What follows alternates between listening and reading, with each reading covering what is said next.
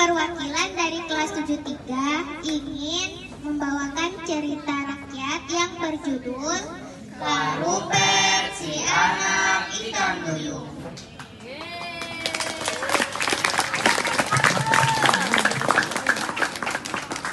Buku ini diambil dari perpustakaan digital MTS Negeri 3 Batanghari yang ditulis oleh Purwaningsih dan diterbitkan oleh Badan Pengembangan dan Pembinaan Bahasa Jalan Daksinapali Barat 4 pada tahun 2016. Cerita ini berasal dari Amzah, wilayah Sorong, Papua Barat. Sebelum cerita dimulai, izinkan kami memperkenalkan diri terlebih dahulu. Perkenalkan, nama saya Ahmad Alvino Putra, saya berperan sebagai narator. Perkenalkan, nama saya Yumna Nur Aini, saya memiliki 3 peran. Yang pertama, Ikan Duyung, kedua orang tua Ajala, dan ketiga Meles. Perkenalkan, nama saya Andi Indra Farera, saya berperan sebagai Karupet. Perkenalkan, nama saya Latifah, saya memiliki 2 peran, yaitu Ibu Samawa dan Buaya Ajaib. Perkenalkan, nama saya Jura Putri, saya berperan sebagai Ajolo.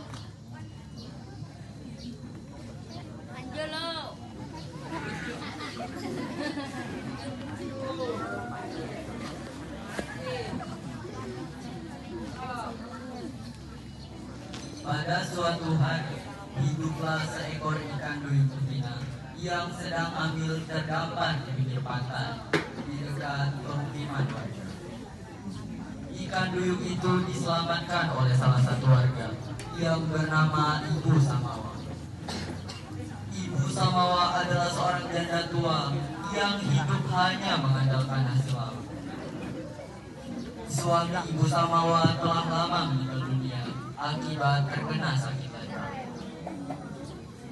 Ibu Samawa dan almarhum suaminya tidak memiliki satupun keturunan. Tolong aku! Si ikan duyung itu, Ibu Samawa pun memundurkan langkahnya karena ia terkejut ikan duyung itu bisa berbicara. Tolong aku! Suara itu kembali terdengar.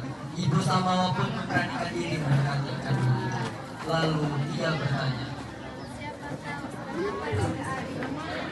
Jangan takut, aku ikan duyung yang terdampar di pulau ini. Tolonglah aku tidak berdaya, sebentar lagi aku akan melahirkan. ikan duyung itu sedang merasa kesakitan. Tubuhnya terluka terkena batu karang. Perutnya yang besar membuat ikan duyung itu terseok-seok.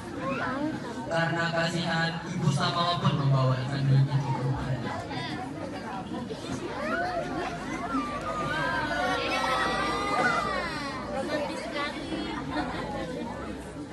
Keesokan harinya, ikan duyung itu pun melahirkan.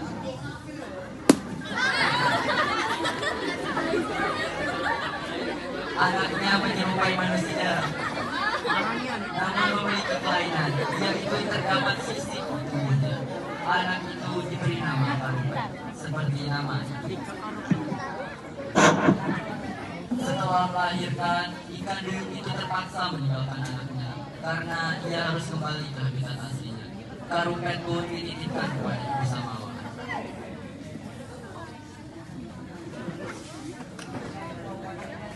Menjelang usia dewasa, Karupet tumbuh menjadi anak yang dijauhi oleh teman-temannya karena ia memiliki sisik di tubuhnya. Lalu ia pun bertanya kepada ibunya,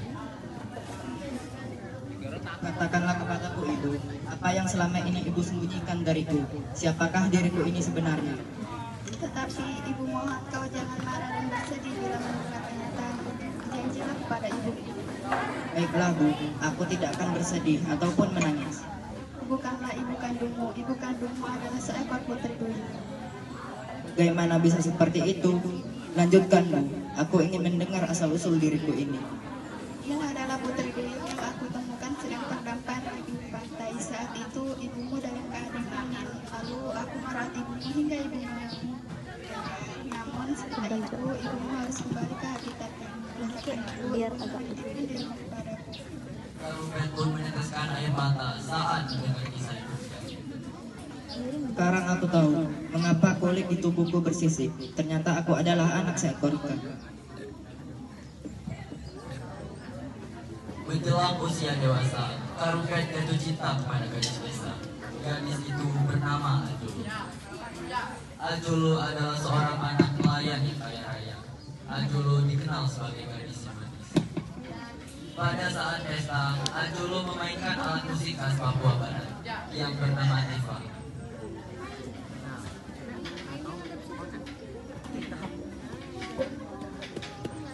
Karuket sangat pandai memainkan alat musik tersebut, sehingga penduduk Amda sangat terhibur dengan alunan musik yang diciptakan oleh Karuket. Dari kejauhan, Karuket melihat seorang gadis yang sedang berjoget riang bersama teman-teman. Gadis itu bernama Ajulu. Karuket sangat terpesona dengan kecantikan wajahnya.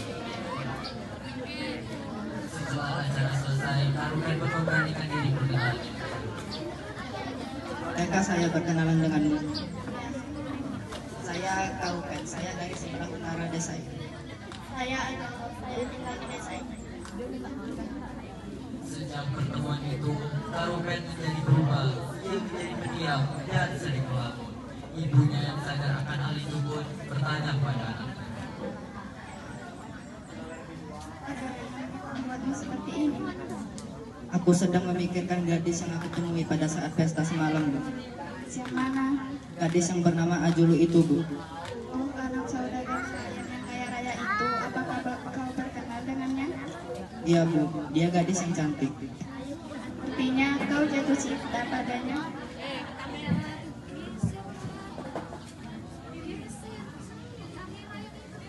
Oh, anakku sayang, bukan ibu tidak suka kau mencintainya.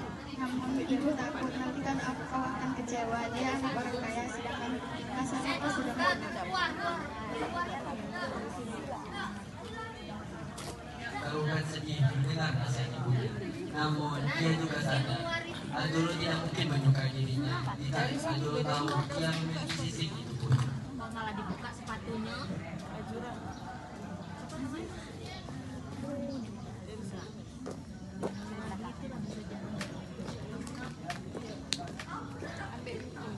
Pada suatu hari, Ajulu sedang pulang dari pasar. Di dalam perjalanan, ia bertemu para pemuda. Para pemuda tersebut mencoba merampas tas Ajulu.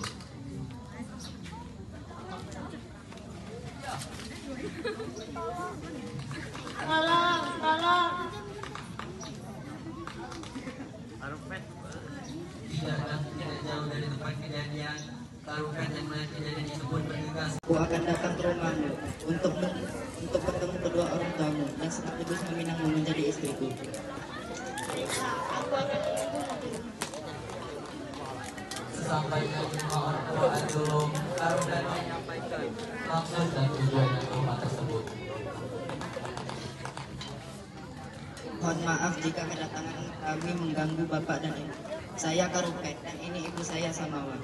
Saya kemari ingin meminang putri bapak dan ibu yang bernama Ajulu.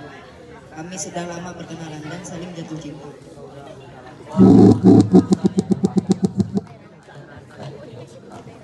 Mereka sering mendengar desas-desus tentang kedekatan mereka. Namun, mereka menganggap ini bukanlah hal yang serius. Lalu, sang ayah pun membuat cerita untuk dalam lamaran tersebut. Mohon maaf, Ibu Samawa dan Karuket. Selama ini Ajulu telah kami tunangkan dengan anak saudara kami. Kami mohon maaf tidak bisa menerima lamaran ini. Ajulu kaget mendengar perkataan orang tuanya. Selama ini, ia tidak pernah tahu bahwa dirinya telah dijodohkan dengan saudaranya. Akhirnya, Karuket dan Ibu Samawa pun pamit pulang kecewa dan baik. Lalu, ibunya mencoba membesarkan hadiah. Kau harus kuat, Nak. Jangan terlalu bersedih dengan kejadian ini. Semoga kalian diberikan jalan keluar untuk menyelesaikan persoalan ini. Baiklah, Bu. Aku tidak akan larut dalam kesedihan ini.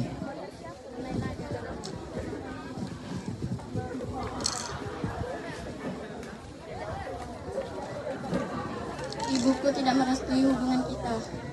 Saya mengerti mengapa orang tuamu tidak merestui hubungan kita, karena saya adalah anak seekor ikan. Sudah, Jangan menangis. Sekarang berbaktilah kepada orang tuamu. Kita akan tetap menjadi teman selamanya.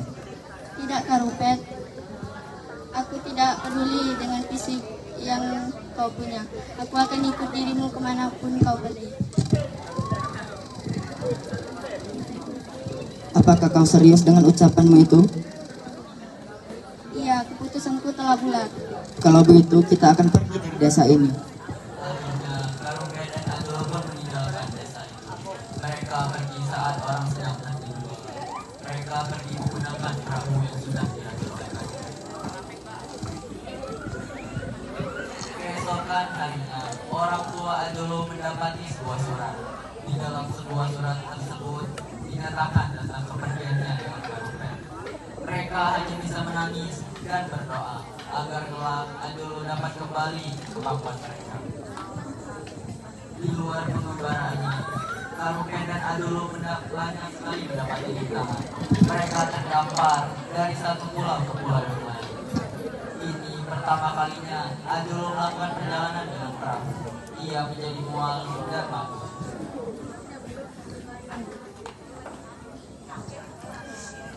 Kak Rupert, aku rasanya mau muntah. Kau mabuk? Ambillah minyak gosok di dalam nokenku. Gosoklah ke perutmu, mudah-mudahan mualmu cepat hilang. Baiklah. Saat itu mengambil minyak, terdengar suara teriakan Adul yang kencang. Tiba-tiba ombak besar menghantam perahu mereka. Perahu itu hancur begitu. Karupen terus memanggil-manggil nama kekasihnya. Ajolo, Ajolo, di mana kau? Oh Ajolo, jangan mati, jangan tinggalkan aku. Karupen mengira kekasihnya telah tiada. Ternyata dugaan Karupen salah. Adulu diselamatkan oleh ikan hiu.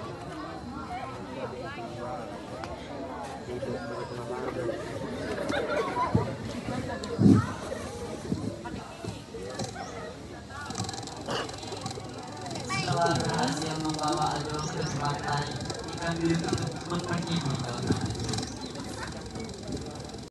Ketika ia mendekati benda itu, ia sangat terkejut. Ternyata itu adalah kekasihnya yang terpisah. Karupen pun mencoba membangunkan kekasih. Ajolo, bangunlah, ini aku, Karupen. Adul tetap berdiri. Saat Karupen kembalikan badannya, terdengar suara rintihan Adul.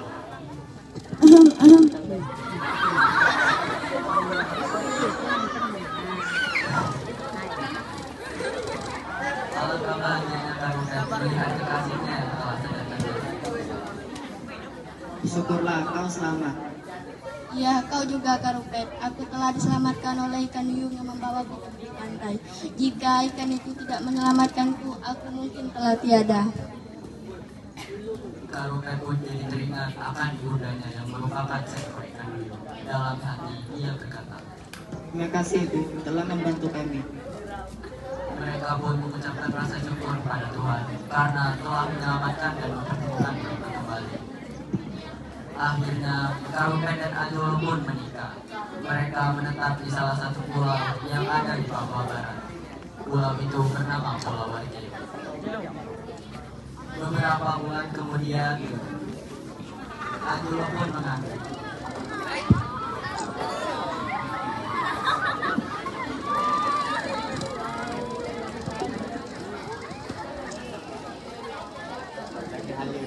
Sampailah saat hari lahiran. Saat hari lahiran pun tiba, dalam tradisi masyarakat Papua Barat, proses melahirkan dilakukan dengan cara menggelar sambun dan dioleskan dengan ramuan dan obat-obatan yang ada di Papua Barat. Saat sedang sibuk mencari ramuan, terdengar suara aneh dari belakang tubuh Karupen. Alangkah terkejutnya ketika Karupen melihat seekor buaya raksasa. Jangan takut, Siapa kau? aku penunggu hutan ini. Apa yang kau cari di dalam hutan selebat ini? Istriku akan melahirkan. Aku sedang mencari obat-obatan yang bisa membantu istriku melahirkan. Aku akan membantu istrimu melahirkan. Apakah seekor buaya bisa membantu seseorang melahirkan? Itu mustahil. Aku akan membantu istrimu melahirkan. Percayalah padaku, aku ini buaya ajaib. Pulanglah sekarang, aku akan menyusulmu nanti. Sesampainya di rumah, Garupen pun menceritakan kejadian itu pada istrinya. Istrinya menjadi takut mendengar cerita itu. Tidak lama kemudian, buaya ajaib itu pun masuk.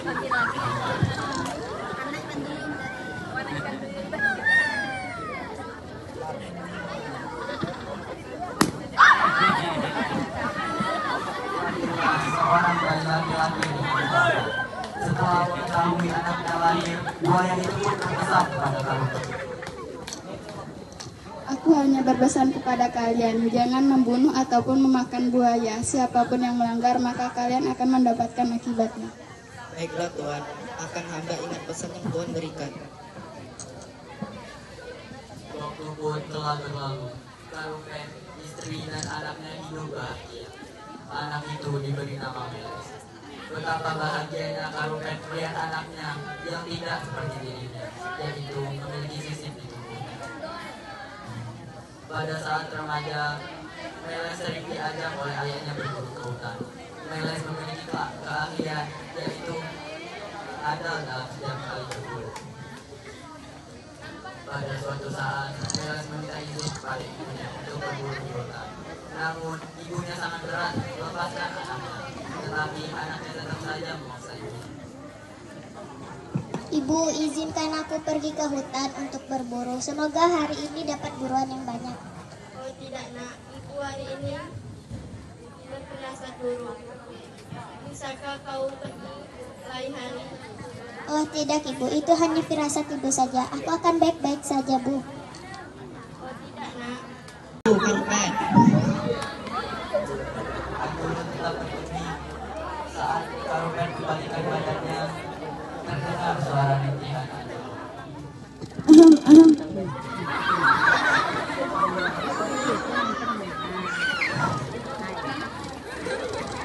Alangkah bahagianya Garupen melihat kekasihnya yang telah sadarkan diri. syukurlah kau selamat. Ya, kau juga Garupen. Aku telah diselamatkan oleh ikan duyung yang membawaku ke tepi pantai. Jika ikan itu tidak menyelamatkanku, aku mungkin telah tiada. Garupen pun jadi teringat akan ibundanya yang merupakan seekor ikan duyung. Dalam hati ia berkata, Terima kasih Ibu telah membantu kami. mereka pun mengucapkan rasa syukur pada Tuhan karena telah menyelamatkan dan mempertemukan mereka kembali. Akhirnya, Garupen dan Anjolo pun menikah. Mereka menetap di salah satu pulau yang ada di Papua Barat. Pulau itu bernama Pulau Wajib.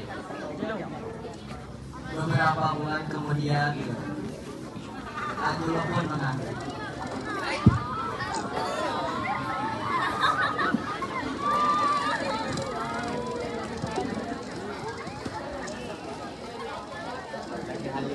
Sampailah saat hari lahiran. Saat hari lahiran pun tiba, dalam tradisi masyarakat Papua Barat, proses melahirkan dilakukan dengan cara menggelapkan sang ibu dan dioleskan dengan ramuan dan obat-obatan yang ada di Papua Barat. Saat sedang sibuk mencari ramuan, terdengar suara aneh dari belakang tubuh Garupen. Alangkah terkejutnya ketika Garupen melihat seekor buaya raksasa. Jangan takut, Siapa kau? aku penunggu hutan ini. Apa yang kau cari di dalam hutan selebat ini? Istriku akan melahirkan. Aku sedang mencari obat-obatan yang bisa membantu istriku melahirkan. Aku akan membantu istrimu melahirkan. Apakah seekor buaya bisa membantu seseorang melahirkan?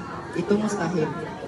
Aku akan membantu istrimu melahirkan. Percayalah padaku, aku ini buaya ajaib. Pulanglah sekarang, aku akan menyusulmu nanti.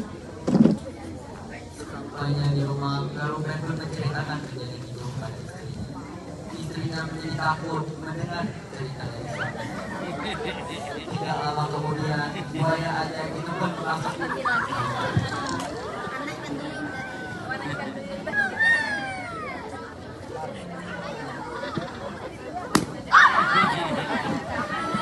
Seorang bayi laki-laki di Jakarta. Setelah mengetahui anaknya lahir, buaya itu pun berpesan pada Garupen. Aku hanya berpesan kepada kalian, jangan membunuh ataupun memakan buaya. Siapapun yang melanggar, maka kalian akan mendapatkan akibatnya. Baiklah Tuhan, akan hamba ingat pesan yang Tuhan berikan. Waktu pun telah berlalu. Karupen, istri dan anaknya hidup bahagia. Anak itu diberi nama Meles. Betapa bahagianya Karupen melihat anaknya yang tidak seperti dirinya, yaitu memiliki sisip di tubuhnya. Pada saat remaja, Meles sering diajak oleh ayahnya berburu ke hutan. Meles memiliki keahlian, yaitu andal dalam setiap kali berburu. Pada suatu saat, Meles meminta izin kepada ibunya untuk berburu di hutan. Namun, ibunya sangat berat melepaskan anaknya, tetapi anaknya tetap saja memaksa ibunya. Ibu, izinkan aku pergi ke hutan untuk berburu. Semoga hari ini dapat buruan yang banyak. Oh tidak nak, ibu hari ini berfirasat buruk. Bisakah kau pergi lain hari? Oh tidak ibu, itu hanya firasat ibu saja. Aku akan baik-baik saja bu. Oh tidak nak. Baiklah. Akhirnya, Meles pun pergi berburu ke hutan. Sesampainya di hutan, Baiklah. akhirnya Meles pun pergi berburu ke hutan. Sesampainya di hutan, Meles membunuh seekor buaya. Karupen begitu marah kepada anaknya. Ajolo hanya bisa menangis. Muncullah angin kencang. Mereka mengira ini adalah tanda yang tidak baik. Tiba-tiba muncullah seekor jelmaan buaya. Buaya itu adalah yang membantu kelahiran Meles. Hai Karupet, tahukah kau anakmu telah membunuh istriku? Iya Tuhan, hamba baru tahu jika anak hamba melakukan kesalahan. Mohon ampuni anak hamba Tuhan. Semua perbuatan anakmu itu harus dipertanggungjawabkan. Oleh karena itu, Meles harus aku ke bawah untuk menggantikan kepala kerajaan yang ada di Sungai Samsuaswara Samsu. Jangan Tuhan, jangan bawa anak hamba. Biarkan hamba yang menggantikan hukuman anak hamba Tuhan. Tidak, siapa yang bersalah dialah yang harus dihukum. Karupen pun hanya bisa pasrah ketika anaknya dibawa oleh sang buaya. Sejak kejadian itu, 1 hari, 1 minggu, hingga 1 bulan, Ajolo tidak kunjung keluar kamar karena ia meratapi kematian anak sematawayangnya. Akhirnya, mereka pun memutuskan untuk kembali ke tempat asalnya, yaitu di Amza untuk menyembuhkan luka. Kita akan kembali ke Amza. Kenapa? Kepergian Meles adalah hukuman untuk kita. Kita akan meminta maaf kepada kedua orang tuamu karena telah membawamu pergi jauh. Pernikahan kita pun harus mendapatkan restu dari kedua orang tuamu. Baiklah. Akhirnya mereka pun pergi ke Amza. Sesampainya di Amza, mereka pun menuju ke rumah orang tua Ajolo. Dari kejauhan, Ajolo melihat ayahnya yang sedang menjemur ikan di teras rumah. Dengan rasa takut, Ajolo pun memberanikan diri memanggil. Ayah, ayah, Anakku, ayah. anakku. Mereka pun saling berpelukan. Dengan pertemuan itu, tidak lama kemudian ibunya pun keluar rumah karena telah melihat anaknya kembali. Karupen dan Ajolo pun sujud di hadapan orang tua Ajolo. Mereka meminta ampun sekaligus meminta restu atas pernikahan mereka. Tuhan, ibu syukurlah kau telah kembali. Iya Bu, maafkan aku telah durhaka kepadamu. Ayah telah memaafkan kalian. Yang penting sekarang ayah dan ibumu dapat melihatmu kembali. Saya telah merestui hubungan kalian.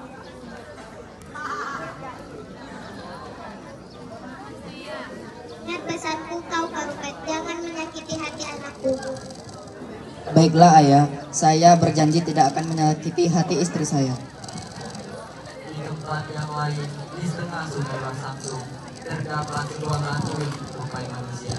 Masyarakat setempat mempercayai bahwa batu itu adalah jelmaan dari jasad Meles. Maka batu itu dinamai batu Meles.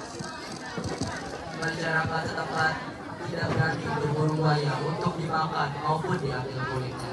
Mereka percaya bahwa buaya adalah binatang yang dilindungi, maka sangat pantas untuk memburu buaya.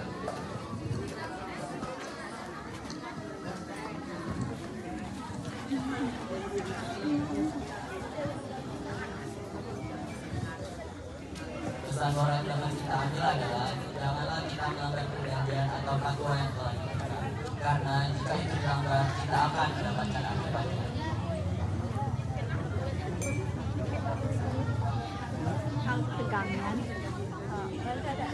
Hidup kesepian tanpa kekasih. Sekian dan terima kasih. Wassalamualaikum warahmatullahi wabarakatuh. Wabarakatuh. Waalaikumsalam.